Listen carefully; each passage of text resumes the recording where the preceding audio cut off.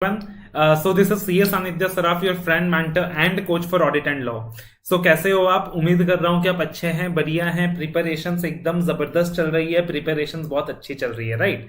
तो देखना सर, यहाँ पे नवंबर 23 एग्जाम्स के लिए ना बहुत कम समय बाकी है। The time is very very less. The day on which I am making the video, तो इट्स ऑलरेडी 19th ऑफ सितंबर शाम को, अभी करीबन 6 साढ़े 6 बज रहे हैं। तो अभी आप देख लोगे कि भाई एग्जाम्स के लिए कितना समय बाकी है सर? मुश्किल से 40 दिन बाकी है। एंड हो सकता है कि आप ये जब वीडियोस देखें तो आप 10 दिन बाद देखें या 15 दिन बाद देखें, उस वक्त आपके लिए और भी कम समय बाकी हो। So that is why you must have a idea कि भाई अपने को कौन से टॉपिक में ना ज्यादा इंफोसिस करना है, अपने को कौन से टॉपिक को ना फर्स्ट प्रायोरिटी देना है। सबसे पहले सीए एग्जाम्स में सिलेक्टिव जैसा कुछ नहीं होता। सीए एग्जाम में ऐसा कुछ नहीं होता कि आप इस चैप्टर को छोड़ सकते हो, इस चैप्टर से एग्जाम में नहीं आएगा, ऐसा कुछ भी नहीं होता भाई। तुम जो चैप्टर के लिए सोचोगे कि एग्जाम में नहीं आएगा, पक्का आईसीआई तुम्हारा मन को स्कैन कर लेगा और वहीं से क्वेश्चन पूछेगा, जैसे आईसीआई तुम्हारे दिमाग में घुस के बैठा है। लेकिन still we need some clarity कि यार जब अपने को पढ़ना स्टार्ट करना है, syllabus is so broad, syllabus is so vast, तो कहां से पढ़ना शुरू करें, कौन से टॉपिक्स में ज्यादा काम करें, कौन से टॉपिक्स को ज्यादा प्रायोरिटी दें। So accordingly I have made some important areas for I have compiled some important areas for November 23 examinations for your audit subject, some important areas. तो कुछ टॉपिक्स आप मार्क कर लीजिए जो मैं आपको साथ शेयर करने वाला हूं, एक सीक्वेंसिंग शेयर करने वाला हूं। तो आप उन टॉपिक्स में ज्यादा प्रायोरिटी दे सकते हो, आप उस सीक्वेंसिंग से पढ़ाई कर सकते हो। मैं ये तो नहीं बोलूंगा सिर्फ वहीं से आएगा, but yes those are more important areas in comparison to the other areas. बाकी तो भाई आईसीआई हमारा खुदा है और आईसीआई के मूड के ऊपर डिपेंड करता है वो कहां से क्वेश्चन पूछना चाहता है। बट रिसर्च करके, पास्ट पेपर्स को एनालाइज करके, पैटर्न देख के, खुद के एक्सपेक्टेशंस के हिसाब से this particular topics I have come across, right? तो लेट अस सी। तो सबसे पहले देखो, मैं आपको एडवाइस करूंगा कि आप जब पढ़ना स्टार्ट करते हो ना सर,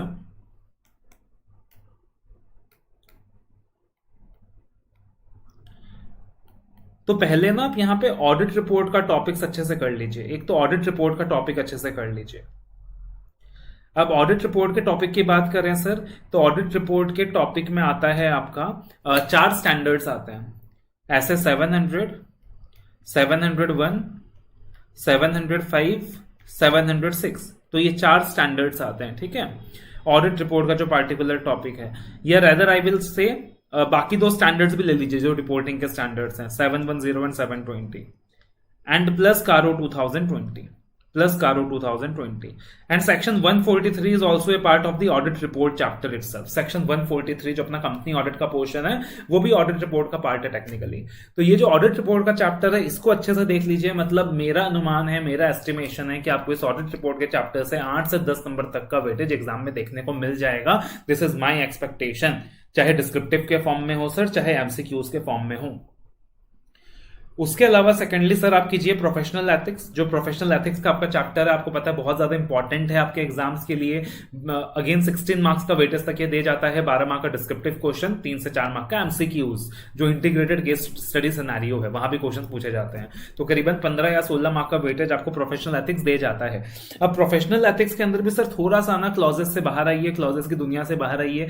क्लॉजेस की दुनिया भी आपके एरियाज हैं, पहले आप उनको कीजिए, क्योंकि हर बच्चा क्लॉजेस तो बहुत अच्छे से कर लेता है, लेकिन क्लॉजेस के बाहर की जो दुनिया है उसको अवॉइड कर देता है। और आईसीआई बहुत शाना हो गया है, बहुत स्मार्ट हो गया है, वो उस दुनिया से आपसे क्वेश्चन पूछ सकता है। जैसे कि काउंसिल जनरल गाइडलाइंस है आपके पास, तो काउंसिल जनरल गाइडलाइंस का टॉपिक है सर, बच्चे अवॉइड करते हैं, आईसीआई यहां से क्वेश्चन पूछ सकता है। We have some ethical standard board judgments, तो जो एथिकल स्टैंडर्ड बोर्ड के जजमेंट्स है सर, आईसीआई आपसे वहां से क्वेश्चन पूछ सकता है। We have some sections of the chartered accountants act, ICI आपसे वहां से क्वेश्चन पूछ सकता है। तो सर क्लॉजेस की दुनिया से थोड़ा बाहर आइए। क्लॉजेस करना है सर, बट क्लॉजेस की दुनिया से थोड़ा बाहर आइए, क्योंकि आप क्लॉजेस में लगे पड़े हो, क्लॉज 1, क्लॉज 2, क्लॉज 3। तो भाई क्लॉजेस की दुनिया से बाहर आकर इन टॉपिक्स में आ जाओ, आईसीआई वरना यहीं से क्वेश्चन पूछेगा, तुम्हारी लगा देगा। तो इन एरियाज को अपने को फोकस करना है सर जी, ठीक है। और क्लॉजेस में तो खैर करना ही है, but I am telling you the priority कि प्रोफेशनल एथिक्स में भी प्रायोरिटी क्या होगा। पहले मैं कहता था क्लॉजेस नंबर 1 प्रायोरिटी होगा, अब मैं कह रहा हूं रिवीजन के वक्त क्लॉजेस को लास्ट प्रायोरिटी रखो, बिकॉज मुझे पता है कि भाई क्लॉजेस पढ़ते पढ़ते तुम्हारा बाल सफेद हो चुका है।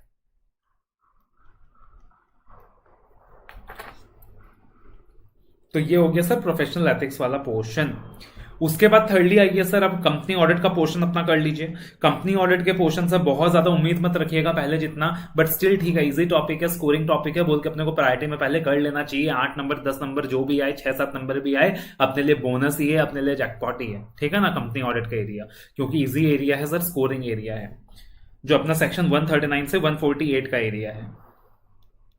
एंड प्लस इसमें एक नफरा का सेक्शन 132 मिला लीजिए, साथ में काउंट कर लीजिए, और एक सेक्शन 138 इंटरनल ऑडिट का सेक्शन भी मिला लीजिए।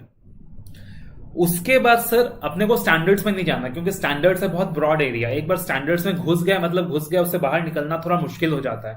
तो एक बार अपने को ना कुछ छोटे टॉपिक्स कवर करने हैं जिसके एग्जाम के लिए ना प्रोबेबिलिटी बहुत ज्यादा होगा, वेटेज बहुत ज्यादा होगा। जैसे आप देखोगे सर, पीयर रिव्यू एग्जामिनर के एकदम फेवरेट एरिया है, हर अटेम्प्ट में पीयर रिव्यू से क्वेश्चन पूछता ही पूछता है, और ऊपर से पीयर रिव्यू में ना अमेंडमेंट्स आया है, और लास्ट टाइम अमेंडमेंट से टेस्ट नहीं किया था आईसीआई ने, सो पूरी चांसेस है कि आपसे अमेंडमेंट से पूछा जाएगा। एंड प्लस नवंबर 23 जो एग्जाम्स है वो पीयर रिव्यू का आखिरी अटेम्प्ट है, सो चांसेस है कि यहां से पूछा जाएगा। Then we have SEBI LODR regulations, SEBI LODR regulations again exam के लिए काफी इंपॉर्टेंट रहता है, और नवंबर 23 एग्जाम्स जो है सेबी लोडर के लिए आखिरी अटेम्प्ट है, तो पूरी चांसेस है कि यहां से क्वेश्चन पूछा जाएगा। उसके बाद we have audit of CFS, audit of consolidated financial statements, छोटा सा चैप्टर है, प्यारा सा चैप्टर है, जिससे एग्जामिनर हमेशा क्वेश्चन पूछता ही पूछता है। तो डेफिनेटली ये चैप्टर आपको अच्छे से करना चाहिए। पीयर रिव्यू हो गया सर, सेबी ऑर्डर हो गया, ऑडिट ऑफ सीएफएस हो गया, देन ऑडिट ऑफ पीएसयू हो गया। छोटा सा चैप्टर है once again, but I will say कि this is the chapter from where the question can come. Then forensic audit, audit of automated environment, क्योंकि sir ये वो चैप्टर्स हैं कि चैप्टर्स हैं छोटे बट आपको मार्क्स दे जाते हैं। बड़े चैप्टर्स में क्या है, टैक्स ऑडिटर, बैंक ऑडिटर, लगे पड़े हो यार, बट कितना आएगा क्या आएगा कोई गारंटी नहीं है, आएगा कि नहीं आएगा वो भी गारंटी नहीं है, एफर्ट्स है बहुत ज्यादा। जबकि आप इन टॉपिक्स को देखोगे तो एफर्ट्स है बहुत कम, लेकिन मार्क्स आता है, क्वेश्चन आता है, और ये स्कोरिंग एरियाज बन जाते हैं आपके लिए, ठीक है ना। तो इन एरियाज को अच्छे से करो, इन एरियाज को। बाकी एरियाज भी करने हैं अपने को सर, बट ये एरियाज क्या छोटे एरियाज हैं और आपको जल्दी मार्क्स फैच करके दे देंगे। डायरेक्ट क्वेश्चंस आता है normally and it gives you marks.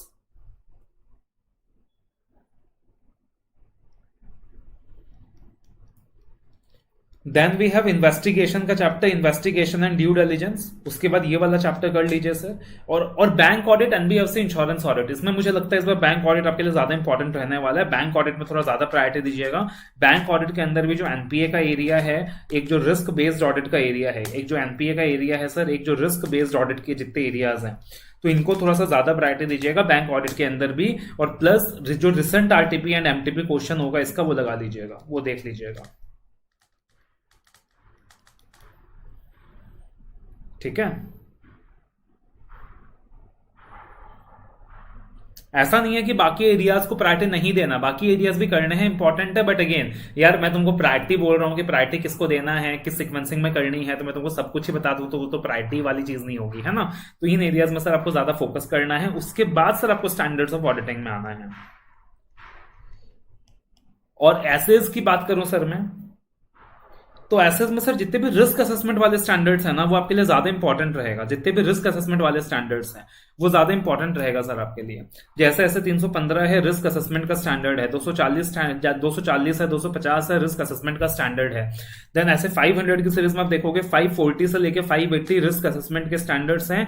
ऐसे साथ में ऐसे 610 को मान लीजिए using the work of internal auditor, ये स्टैंडर्ड भी आपके लिए बहुत ज्यादा इंपॉर्टेंट रहने वाला है for your exam point of view, ठीक है। तो 315 हो गया, 240 हो गया, 250 हो गया, 540 से 520 हो गया, 610 हो गया, ये कुछ इंपॉर्टेंट स्टैंडर्ड्स रहने वाले हैं। और प्लस एक मान लीजिए आप ऐसे 510, ऐसे 501 एंड 510, तो ये कुछ इंपॉर्टेंट स्टैंडर्ड्स रहने वाले हैं सर आपके एग्जाम के लिए, जिस पे आपको ज्यादा फोकस करना चाहिए, ज्यादा इंफोसिस करना चाहिए।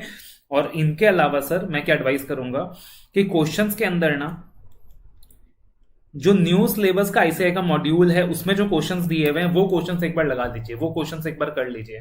उसके लिए मैंने आपको एक कंपाइल्ड फाइल प्रोवाइड किया हुआ है जिसके अंदर I have given you that compilation list of the questions from the new module, क्योंकि चांसेस है कि वहां से इंस्टीट्यूट क्वेश्चन पूछ ले।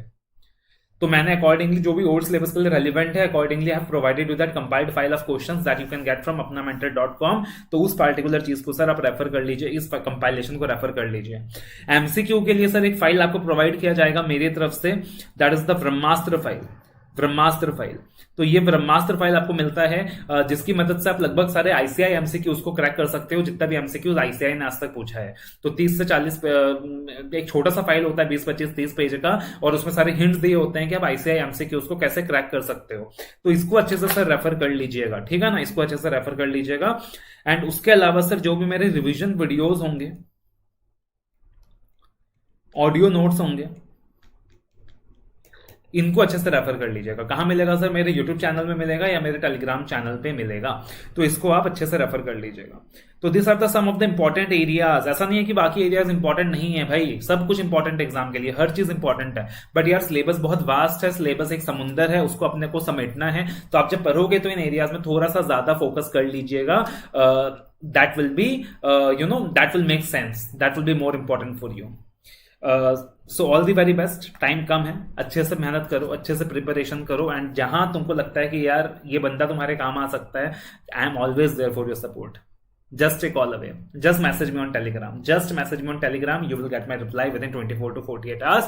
और मैसेज कहाँ करना है सर? टेलीग्राम में at 7838061193 टेलीग्राम में मैसेज करना है। और अगर सर पर्सनल गाइडेंस चाहिए, कुछ चाहिए, तो भाई आपको मुझे व्हाट्सएप करना है at 8638, नंबर नोट कर लीजिए, 8638585920, 8638585920। बट याद रखिएगा सर, इस नंबर पर आप तभी व्हाट्सएप करोगे अगर आपको कुछ पर्सनल गाइडेंस चाहिए।